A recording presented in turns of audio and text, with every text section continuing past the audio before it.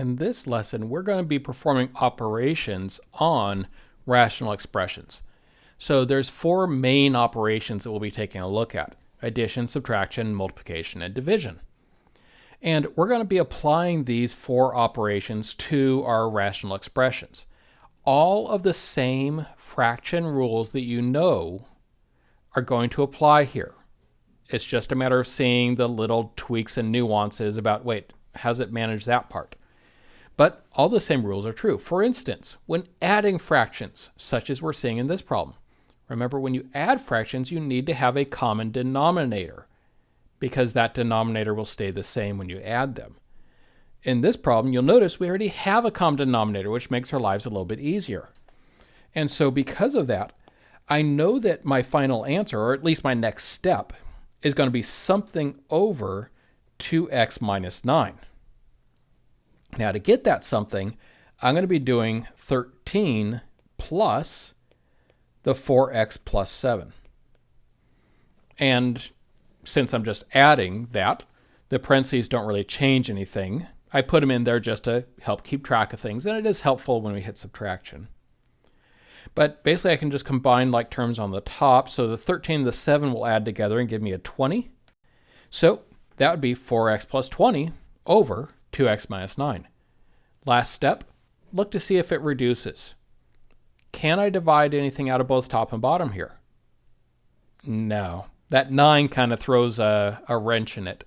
There's nothing that can come out of that one and the others. So this will be completely done. That is the whole answer for that one. All right, next up, a multiplication problem. Now, of course, the rule for multiplying rational expressions is the same as it is for multiplying fractions. And that rule is to multiply fractions, we just multiply straight across the top and straight across the bottom. So for this problem then, on the top, I'm going to be doing 3 times 5. And on the bottom, I'm going to be doing the x plus 2 times 4. Now, normally we would write the 4 first, but I just kept the order the same. But that is exactly the same as if we had written it like this. So yes, you're just going to multiply that 4 into the parentheses. So that'll become 4x plus 8. And then on the top, of course, 3 times 5 gives us 15. So it's 15 over 4x plus 8 when we just multiply. Okay, having multiplied, I now look to see, can it reduce? Nope. There's nothing I can divide out of all three of those terms, so no, it does not reduce any further. So that one is now done. Next problem. Looks very similar, but you'll notice now it's a division problem. So now we have to remember how to divide fractions. So to divide fractions, this is the one where we multiply by the reciprocal. Or, to say it in non-math speak, we flip the second fraction and change it to multiplication. That is multiplying by the reciprocal. All right, so now that we've written it like that, now I can go ahead and do the multiplication. So of course on the top, that means I'm going to be doing the 3 times the 4. And on the bottom, I'm going to have to be doing the x plus 2 times the 5, which means distributing the 5 into the parentheses. When I do that, I get 12 over 5x plus 10. I then look to see, can it reduce any further? No, it cannot. And so that one is done. Next problem, another addition problem, but you'll notice this time we do not already have a common denominator. And this is where things start getting a little bit more challenging for people. So in order to get a common denominator when we're dealing with rational expressions, we've been so trained to look for the least common denominator, which is very good, that it sometimes leads us into confusion when it comes to these rational expressions. Because while sometimes you can get a smaller common denominator, almost always you're going to get your common denominator by just multiplying the two denominators by each other. So in other words, for this one, I'm going to be having to multiply this x plus 2 by 4 and the 4 by x plus 2. Notice that then gives us the same denominator. For both fractions, it will be 4 times x plus 2. Now, The trick is, though, that you need to remember that whatever you multiply the bottom of a fraction by, you have to multiply the top of the same fraction by the same thing. So in that first fraction, if I'm multiplying the bottom by 4, I must also multiply the top by 4. And in the second fraction, if I multiply the bottom by x plus 2, I also must multiply the top by x plus 2. And so I now do that multiplication. So here's what we get when we multiply that through, and we now have our common denominator. Once I have my common denominator, now I can go ahead and do the addition. Remember, the whole idea of a common denominator is that it's going to stay the same. Anytime in math two things have to be the same, it's because it's going to stay the same. And then on the top, we do the 12 plus the 5x plus 10, which gives us 5x plus 22. So I have 5x plus 22 over 4x plus 8. Can that reduce? Doesn't look like it. That 5 kind of doesn't fit with the others, does it?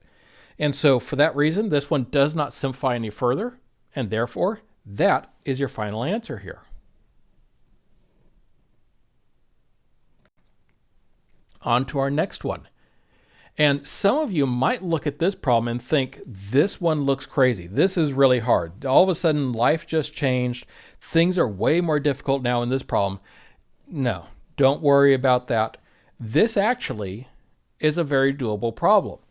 It's just that in the formatting of this whole big fraction within the fraction thing, we're not used to seeing it. But we can make it look like something that we are used to. Fractions are really just one of our main 4 operations: addition, subtraction, multiplication, division. Do you remember which of those 4 operations a fraction represents? Well, hopefully, yeah, you're remembering its division. A fraction just means divide. And so if I'm looking at this and saying, whoa, that just looks scary to me, we'll rewrite it as division then. It's just that top fraction divided by that bottom fraction. And now I can divide my fractions. As we saw earlier, to divide fractions, we multiply by the reciprocal. So that is, we're going to flip the second fraction, always and only the second fraction, and at the same time we change the division and multiplication. Notice that is not 2 separate steps, that is all one step. All right, so when it flips, it becomes multiplication. Now I can multiply. In this case, the big thing to remember is, like on the top, you need to make sure you distribute that 3 into both the 3x and the 8. And on the bottom, make sure you distribute the 12 to both the 4x and the minus 5. When we do that, this is where we end up: 9x plus 24 over 48x minus 60. And then, of course, once again, we look to see, can it reduce? In this case, yes, it does. Notice I could divide all 4 of those terms by 3. And because of that, I'm going to go ahead and do that then. Now, what we're really doing is, technically, we're really factoring 3 out of the top and factoring 3 out of the bottom. And then we're canceling out those 3's, technically. But really, the way that we really just make that happen is we just are saying, oh, well, I divide everything through by 3, and that gives us 3x plus 8 over 16x minus 20. And then that's done. That is now fully reduced, because there's nothing else I can take out of all 4 of those terms. All right, now we're going to be multiplying these. Now notice that we are multiplying all binomials. None of these are monomials this time. So you have a choice to make when you do this multiplication. When you multiply, for instance, across the top, you could just leave it in factored form. So x plus 7 times x minus 3. Or you could even multiply that out, and you could instead write it as x squared plus 4x minus 21. So the question is, which one are we supposed to go to here? Well, because our goal is to simplify and reduce this, if I put it into the fully expanded form, in order to check to see if it could be reduced, I'd have to factor it. And so thinking ahead to that fact, I don't want to multiply it out just to factor it again. So I think I'm just going to leave it in factored form. So when multiplying these fractions, oftentimes leaving it in factored form is a great way to go. So multiplying it's really easy, because basically what I'm doing is just squishing the two fractions together and making them into a single fraction. All right, having done that, I now look to see if it can reduce. And notice, because it's in factored form, I can see how to reduce it. If it was all in standard form, I wouldn't be able to see how the reduction happened without putting it back into this factored form. Because those x plus 7s, they cancel out.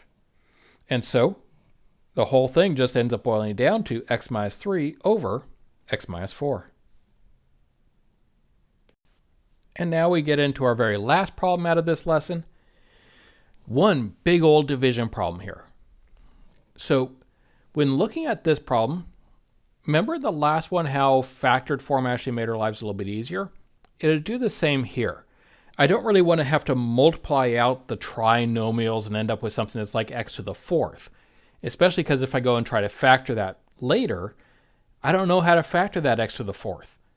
And so what I'm going to do is I actually would like to have this in factored form instead of all the standard forms.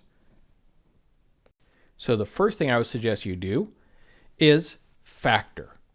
So factor every single one of those quadratics. And my recommendation to you here in the video lesson would be pause the lesson, do that, and then see if you can finish it out from there. And if you can't, well, then just pick up once you've gotten as far as you can, and then I'll hopefully answer those questions about how you get past that point.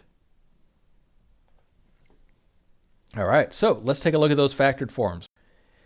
This is what you should get once you've factored everything out.